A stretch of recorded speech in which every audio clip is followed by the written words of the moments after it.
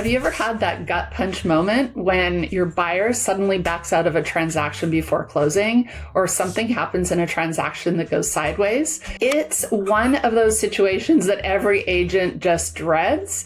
And how you handle it could make or break the deal. It could make or break your relationship with your client and even your reputation. I've been there. It's frustrating, it's stressful, and it raises one big question.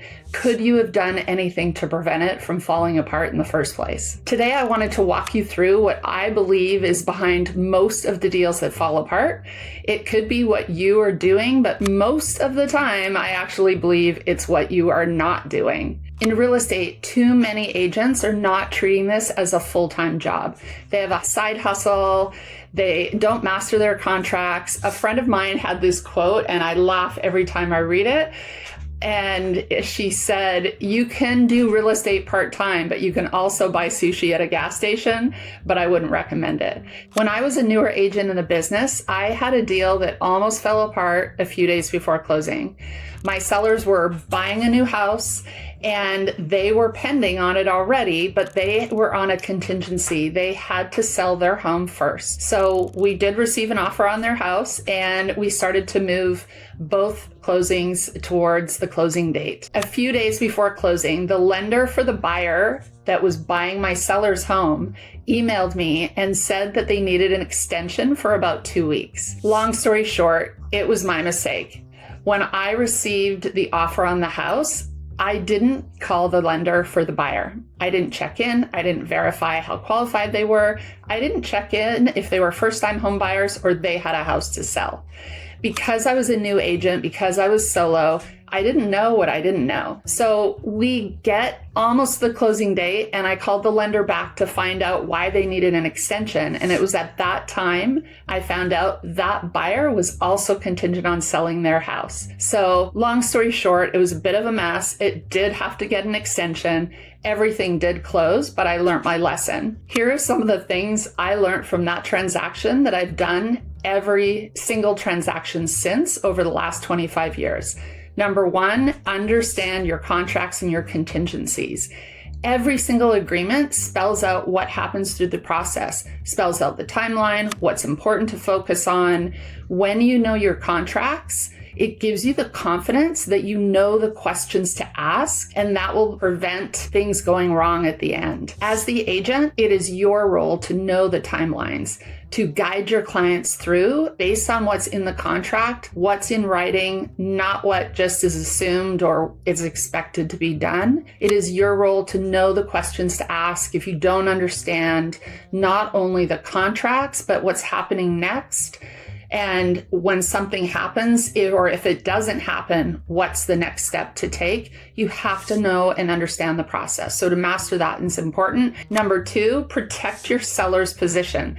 As a listing agent, I relied on the buyer's agent giving me information from the lender. I did not call the lender directly. I now always call the lender directly. It is my job. It is your job to protect your client. You need to call the buyer's agent. You need to call the lender to verify not only are they approved, but through every step of the process. You need to be ahead of any potential issues that could happen before they even happen.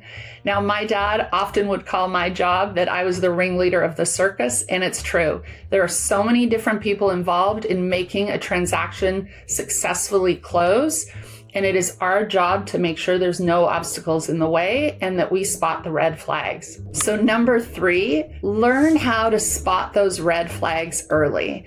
I want to tell you that one of the best ways to avoid last-minute fallout is actually seeing it coming. Watch for hesitations during the process, maybe a buyer that delays their signing disclosures, maybe a little too silent after an inspection, lenders who aren't communicating or updating you along the way. Those are all red flags and signs.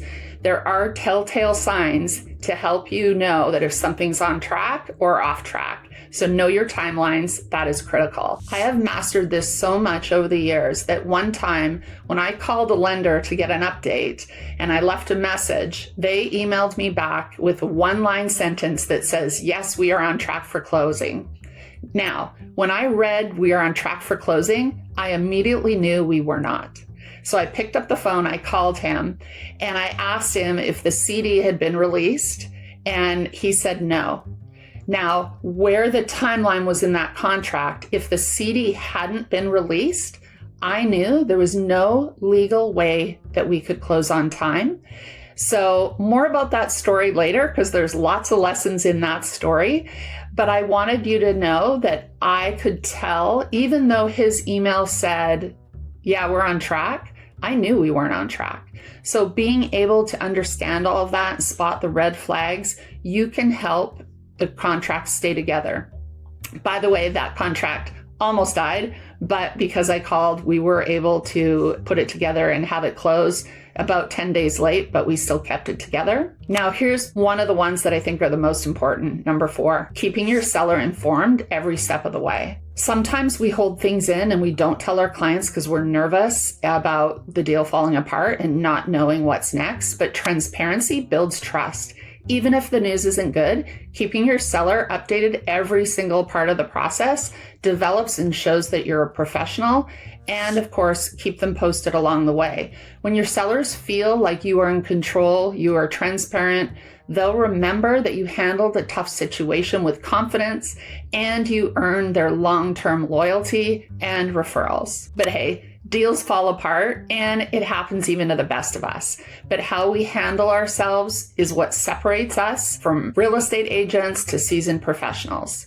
So how you show up as a realtor affects your clients, it affects your reputation, and honestly, it affects the whole industry. So if you'd like to go through and have a strategy call to protect your clients, what are some of the red flags that I've seen, help strengthen your contracts, whatever it is, reach out. I would love to help you with any questions that you have.